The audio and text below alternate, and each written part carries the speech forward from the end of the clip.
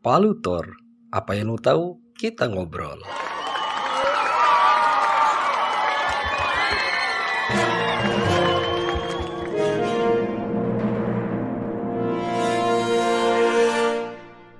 Ya, bismillahirrahmanirrahim. Assalamualaikum warahmatullahi wabarakatuh. Ya, kita balik lagi nih sama Hendy Gustarianda, peserta Latsar CPNS Mahkamah Agung yang bekerja sama dengan PPS ADM Kementerian Perhubungan. Nah, hari ini kita mau ngobrol mengenai core value ASN. Core value ASN yaitu berakhlak, ya, berorientasi pelayanan, akuntabel, kompeten, harmonis, adaptif, dan kolaboratif. Nah, hari ini kita berkolaborasi juga nih dengan kawan-kawan CPNS dari Kantor Pertanahan Lampung Timur atau BPN Lampung Timur. Nah, apa kabar semuanya kawan-kawan semua? Alhamdulillah baik. Luar biasa, Allahu Akbar. Allahu Akbar, alhamdulillah, amin ya. Semoga kita semua dalam keadaan sehat ya. Nah, perkenalan nih kawan-kawan semua. Yang pertama ini ada Dimas Putra Pamungkas, juga Anissa Dwi Laksana. Nah, coba perkenalan nih satu-satu nih, dari mulai nama, tempat tanggal lahir, mungkin sampai jabatan di instansi kalian lah. Mungkin mulai dari Bang Ungkas dulu nih. Oke, terima kasih Bang Hendy. Perkenalkan, nama saya Dimas Putra Pamungkas. Saya CPNS di Kementerian ATR BPN, Satuan Kerja BPN Kabupaten Lampung Timur, Seksi Pengadaan Tanah dan Pengembangan. Cukup sekian aja ya Bang ya, perkenalannya jangan panjang-panjang. Makasih banyak Bang Ungkas. Mungkin langsung dari Kak Anissa ya. Oke, perkenalkan, nama saya Anissa Dwi Laksana. Saya CPNS dari Kementerian ATR BPN, dari Seksi Penetapan Hak dan Pendaftaran. Jabatan saya Analis Hukum Pertanahan, seperti itu. Nah, mungkin sebelum lanjut ke yang mau kita obrolin nih, ini kan tema podcastnya ini kan Palutor. Apa yang lu tahu kita ngobrol nih. Nah, saya juga mau tahu beberapa hal tentang bagaimana sih core value ASN berakhlak yang ada di BPN Lampung Timur. Nah, itu mungkin nanti bisa diambil beberapa hal yang positif untuk diterapkan di satker saya. Kebetulan satker saya itu di Pengadilan Agama Curup di naungan Mahkamah Agung. Nah, karena ini ada banyak ya variannya, mungkin kita bahas yang satu dulu nih, yang pertama nih, yang berorientasi pelayanan. Nah, mengenai pelayanan publik, kalau mengacu mengenai pelayanan publik sebenarnya ada di Undang-Undang Pelayanan Publik. Nah, mengenai asasnya itu ada di pasal 4 gitu ya, mengenai kepentingan umum, kepastian hukum, kesamaan hak, keterbukaan, dan lain-lain gitu. Nah, mungkin bisa disampaikan nih, bagaimana sih core value berorientasi pelayanan yang ada di BPN Lampung Timur? Kalau untuk di Kantor Pertanahan Kabupaten Lampung Timur itu sendiri, berorientasi pelayanan itu sangat dijadikan titik fokus perhatian, apalagi kita sebagai instansi yang memang mengedepankan pelayanan publik. Kalau untuk berorientasi pelayanan sendiri itu kan sebenarnya ada 3 indikator, Bang Hendy. Ya, ada 3 indikator apa aja? Dari core value kita ini yaitu memahami dan memenuhi kebutuhan masyarakat, ramah, cekatan, solutif dan dapat diandalkan, dan melakukan perbaikan tanpa henti. Jadi untuk memahami dan mengerti kebutuhan masyarakat, Kantor Pertanahan Kabupaten Lampung Timur ini sendiri melakukan beberapa penerapan yang sebenarnya sudah di-launching aplikasi-aplikasi Kementerian ATR BPN yang kita terapkan, yaitu dengan adanya pelayanan elektronik. Jadi pemohon yang menggunakan pelayanan pertanahan itu tidak harus datang langsung ke Kantor Pertanahan Kabupaten Lampung Timur untuk mendapatkan pelayanan pertanahan, tapi bisa dari rumah mereka sendiri dengan mengakses pelayanan elektronik yang sudah kita sediakan, seperti hak tanggungan elektronik. Untuk sekarang kan masyarakat nih, misalkan mereka mau ngecek nih sertifikat mereka bersih atau tidak, ada sengketa atau tidak, itu kan bisa secara elektronik seperti itu. Ada aplikasi Sentuh Tanahku, ada juga Loketku, banyak sekali Bang Hendy untuk penerapan berorientasi pelayanan ini di Kantor Pertanahan Kabupaten Lampung Timur itu sendiri. Selain itu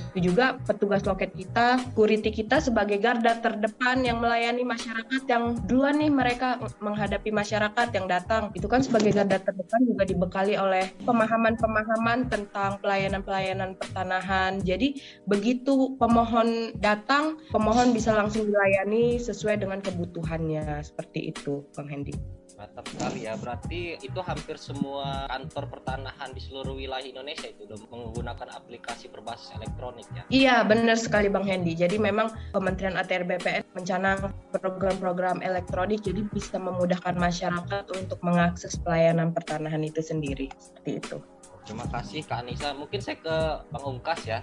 Tadi kan berbasis elektronik. Nah, kita tahu sendiri banyak masyarakat mungkin yang ada di luar jangkauan internet gitu, atau bisa dikatakan maaf dengan ngomong gaptek gitu. Nah, itu bagaimana untuk meminimalisir agar pelayanan itu sampai cepat dan tepat ke masyarakat gitu, mengurus tanah-tanah mereka gitu. Mungkin bisa dijawab Bang Ungkas.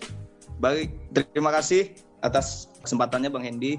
Jadi dari pertanyaan Bang Hendy tadi, gimana jika ada masyarakat yang gaptek gitu kan?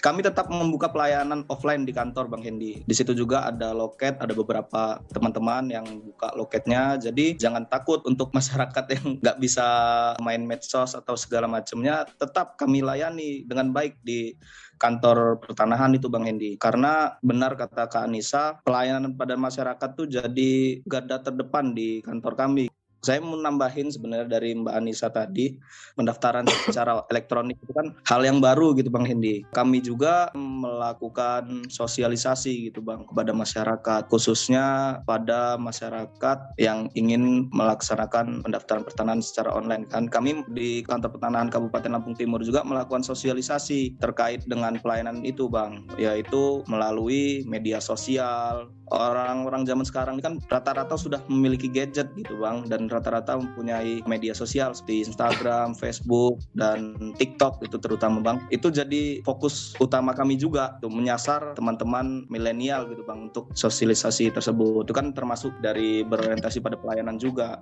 gitu Bang. Itu sudah diterapkan semua ya di BPN Lampung Timur gitu ya? Sudah terimplementasi? Bertahap Bang. Bertahap. Ya. Core value berakhlak ini sebenarnya saling berkaitan satu sama lain. Nah, kalau berbicara mengenai teknologi tadi berarti ada adaptifnya juga gitu kan, mengikuti perkembangan zaman. Nah, itu juga yang harus dilakukan oleh instansi pemerintahan atau dari pelayan publik itu sendiri, yaitu ASN gitu. Nah, sebenarnya di pengadilan Mahkamah Agung, nah khususnya di Satker saya di Pengadilan Agama Curug yang di bawah naungan PTA Bengkulu, Pengadilan Tinggi Agama Bengkulu, itu juga udah menerapkan namanya e-court. Jadi e-court itu adalah electronic court. Jadi berperkara melalui elektronik. Jadi sesuai dengan asas peradilan gitu, sederhana, biaya ringan. Nah, itu juga untuk memangkas bahwa masyarakat itu kan masih ada stigma bahwa berperkara itu mahal gitu. Nah, dengan e-court itu memangkas biaya perkara. Nah, itu sih yang diterapkan di instansi Mahkamah Agung itu sendiri mengenai terobosan-terobosan pelayanan ke masyarakat untuk mempermudah masyarakat itu. Saya mau tanya lagi nih, di BPN itu apakah ada pelayanan terpadu satu pintu? Itu biasanya di setiap instansi ada kan ya, PTSP? Kalau untuk PTSP sendiri, kita sebenarnya mungkin ini salah satu bentuk dari kerjasama atau ada hubungannya dengan PTSP. Kalau di BPN itu sendiri, kita kan ada menginput data-data dari pemohon nih, Bang Hendy. Ya. Jadi NIK yang kita masukkan itu sudah terlink dengan Capil, dengan Capil, dengan data kependudukan. Jadi apabila pemohon itu sendiri menggunakan KTP, misalkan ada pemalsuan KTP atau apapun, pasti itu nggak nge-link di kita. Kita membutuhkan NIK yang memang ke-link dengan sistem seperti itu. Artinya ada satu nilai lagi nih, yaitu kolaboratif gitu ya. Iya. Luar biasa sekali nih itu Kementerian ATR BPN ini khususnya di Kabupaten Lampung. Iya. Benar sekali Bang Hendy. Jadi selain itu juga Bang Hendy kan untuk proses balik nama dan sebagainya itu kan ada pajak-pajak yang harus dibayarkan seperti BPHTB, PPH. Kita juga kan masukin tuh tanda bukti nomor pembayaran dari BPHTB, PPH itu semuanya itu pasti ke-link. Jadi apabila kita masukkan nomor pembayaran dan pembayaran tersebut memang benar sudah dilakukan, maka akan muncul ke sistem bahwa si pemohon tersebut telah membayar pajak. Jadi kita bisa meminimalisir penggelapan pajak seperti itu. Mantap sekali. Nah, mungkin mau tanya lagi nih ke Bang Ungkas ya. Apa sih kendala-kendala dalam menghadapi masyarakat pelayanan publik? Fakta-fakta di lapangan gitu. Apakah ada kendala atau tidak gitu? Seberapa jauh menanggulangi kendala-kendala yang ada di masyarakat untuk memenuhi pelayanan itu sendiri? Terima kasih Bang Hendy. Sebenarnya kalau kendala yang disebutkan dengan Bang Hendy tadi, ada beberapa masyarakat yang gaptek. Itu salah satu jadi kendala juga di kantor kami gitu Bang, karena sekarang itu kan sudah mulai online.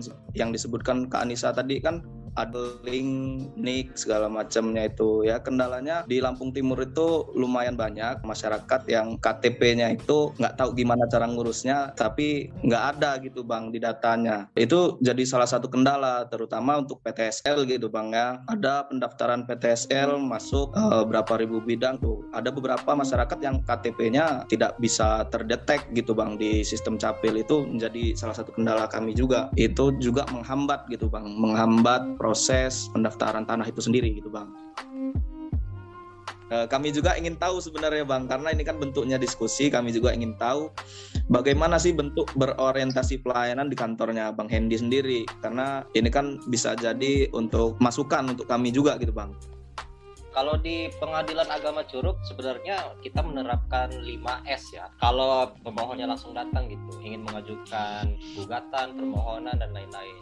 Senyum, salam, sapa, sopan, santun. Nah, kami juga mempunyai SOP gitu. SOP yang ada di PTSP, pelayanan terpadu satu pintu itu. Jadi ada bidang-bidangnya tersendiri, mulai dari pendaftaran, meja kasir, kemudian meja informasi dan juga meja produk. Jadi kalau ketika masyarakat ingin datang ke pengadilan agama, misalnya dia mengurus cerai, itu sudah ada SOP-nya. Misalnya informasi yang dibutuhkan apa, masyarakat masuk meja informasi sampai informasi yang benar-benar clear didapatkan masyarakat, mulai dari persyaratan, tata caranya dan lain-lain untuk mengajukan suatu gugatan atau permohonan.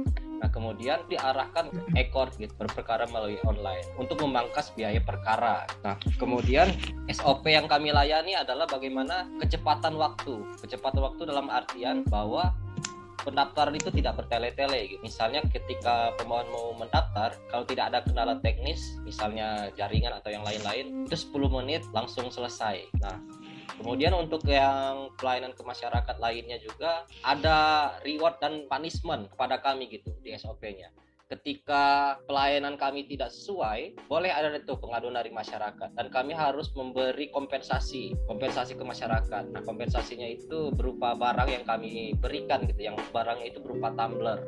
Nah, itu kalau pelayanan kami tidak memuaskan, apakah kami tidak senyum, tidak mengucapkan salam, nah intinya seperti itu. Atau pelayanan kami yang terlalu lama gitu sih Bang Lukas.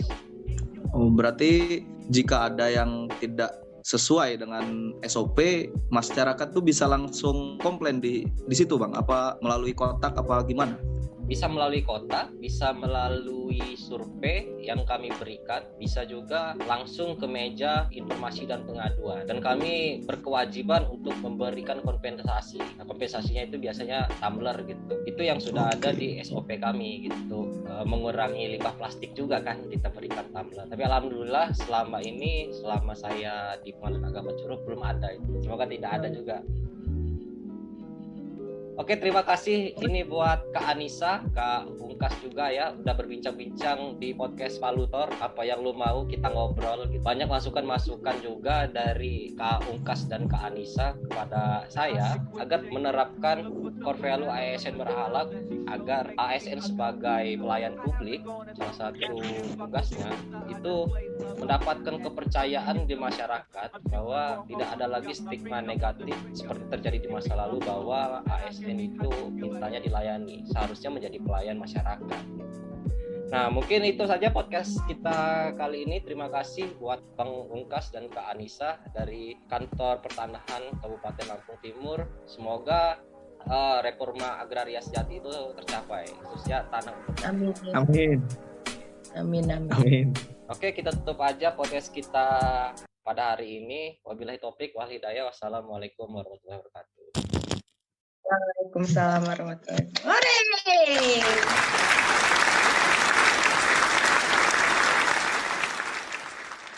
Palutor, apa yang lu tahu, kita ngobrol.